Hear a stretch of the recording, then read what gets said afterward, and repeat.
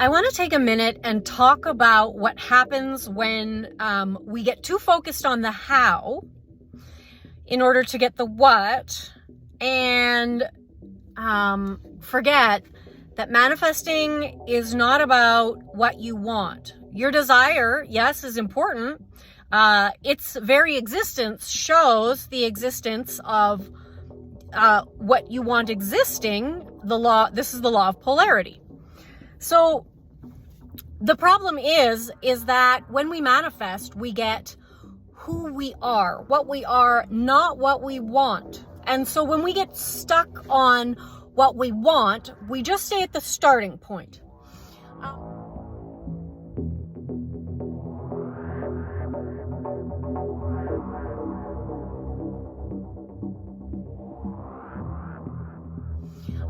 When we get stuck in how to do it, now it's more like all your subconscious work, all your manifesting work, it's more like therapy or trying, not creating. There's a framework to manifesting. You could call it a structure. It's done in a specific way. And if you are doing subconscious work and your target is what you're going to get, you may find yourself on this hamster wheel forever and ever and ever. Or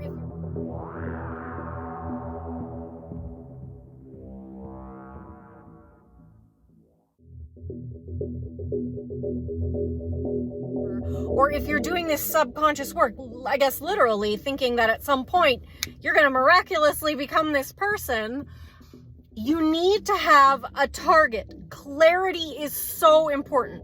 If you do not have that clarity, and not on what you want, but the frequency, the assumption, whatever it is you want to call it, of who it is that has this, not the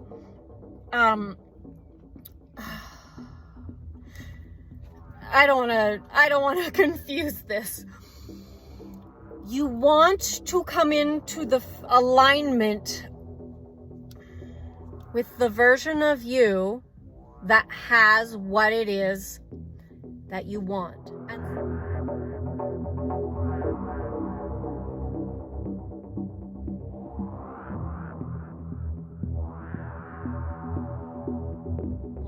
And so by doing so, you take your focus off what it is you want and you put it on being who you are when you have it.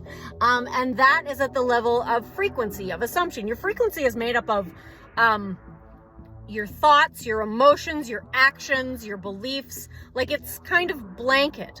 And so I've seen, and I'm going to go off on a tangent here for a second, even though the whole point of this is focusing on the outcome, manifesting within a structure, not the outcome of what you get, because that's a byproduct, but the outcome of who you are.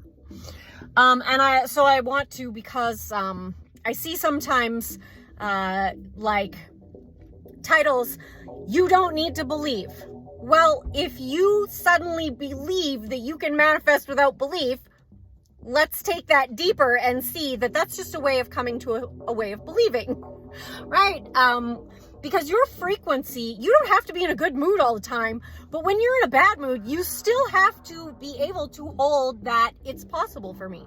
You don't even have to believe that you can get it. You just have to believe it's possible. And so if you're at your subconscious identity level, you are reinforcing that it's not possible over and over and over again, and you're buying into that, identifying with that, you're creating a block. And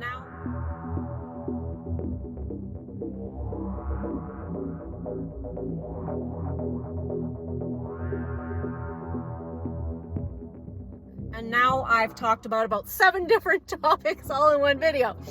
But the real purpose of this video was to really drive home the point that if you are doing subconscious work, if you are doing shadow work, whatever it is that you're doing, if you are doing it to get an outcome, you're off the mark.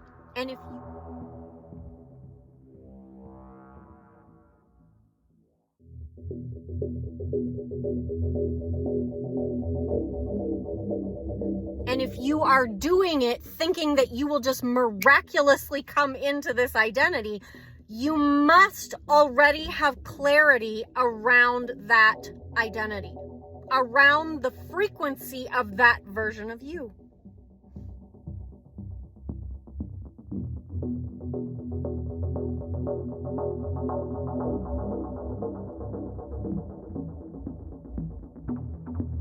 Okay. Clearly, I make more content when I'm going through resistance, and that is because now I have the opportunity to really observe, like, hey, what's going on right now? Because when I'm in flow, I could just get on there and tell you, just feel the thing, and all the other glib advice that isn't wrong, but it's not deep enough because it's not coming from the actual experience of struggle. And I'm not here to help people who can already just unconsciously manifest, because there's lots of things I can just unconsciously manifest. I'm here to help people move through something they have massive resistance through, because I'm always looking to expand myself. And if I have massive resistance around something, you better bet I'm going to at least set a target to start manifesting it.